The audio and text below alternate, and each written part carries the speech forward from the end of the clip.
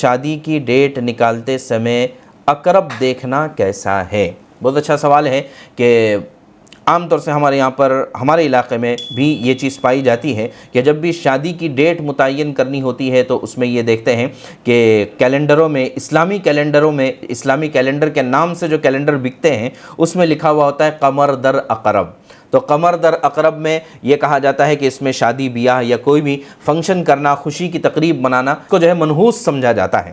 تو قمر در اقرب کیا چیز ہے؟ تو پہلے قمر در اقرب کو سمجھتے ہیں، پھر اس کے بعد اسلامی نقطہ نظر کو سمجھتے ہیں۔ کہ دیکھیے اقرب کے معنی آتے ہیں بچو کے، اور جو ہے یہ جو ایسٹرولوجی کے جو سائنز ہوتے ہیں یعنی مہینوں کے اعتبار سے وغیرہ، تو اس میں کینسر کا جو سائن ہے یعنی بچو کا جو سائن ہے وہ اصل میں اردو میں اقرب کہلاتا ہے۔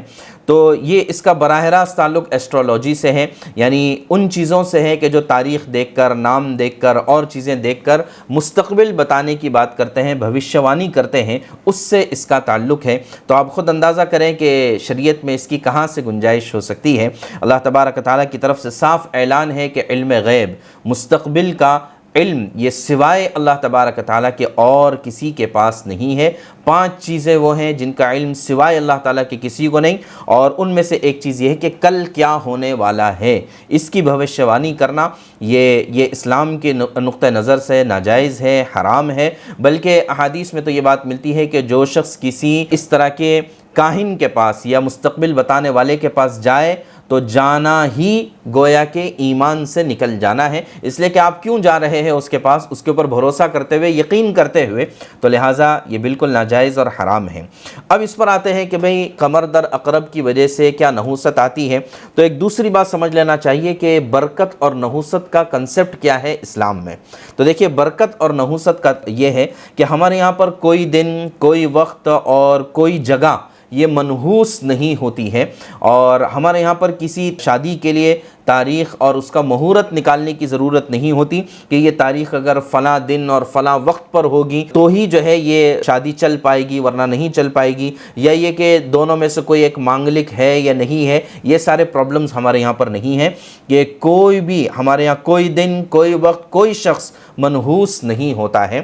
سارے نحوست اور برکت کا تعلق کسی دن سے، وقت سے، شخصیت سے نہیں ہے، بلکہ اس کا تعلق اعمال سے ہے۔ جس دن آپ نے اچھے عمل کیے ہیں وہ دن آپ کے لیے برکت والا ہے، اور جس دن آپ نے برے اعمال کیے ہیں وہ دن آپ کے لیے نحوست والا ہے، وہ جگہ نحوست والی ہے اور وہ وقت نحوست والا ہے۔ تو لہٰذا برکت اور نحوست کا تعلق ہمارے یہاں پر اعمال سے ہے اور اس کے علاوہ کسی چیز سے نہیں۔ ہاں دنوں میں فضیلت والا دن ہے، جیسے عام دن سب دن برابر ہے لیکن جمعہ زیادہ فضیلت والا، مہینوں میں رمضان زیادہ فضیلت والا، راتوں میں شب قدر زیادہ فضیلت والی، یہ چیز تو ہو سکتی ہے۔ جگہوں میں حرمین شریفین زیادہ برکت اور زیادہ فضیلت والی جگہ ہے، یہ چیزیں تو ہو سکتی ہیں، لیکن اس کا اپوزٹ نہیں ہے کہ یہ چیز منحوس ہے۔ نحوست کا ہمارے یہاں پر کوئی کنسپٹ نہیں ہے، اس کو سمجھ لینا چاہیے۔ عام طور سے یہ چیزیں ہمارے یہاں پر اندر گھروں میں، عورتوں میں خاص طور سے یہ چیزیں جاری ہوتی ہے، اس کے اوپر روک لگانے کی اور سمجھانے کی ضرورت ہے۔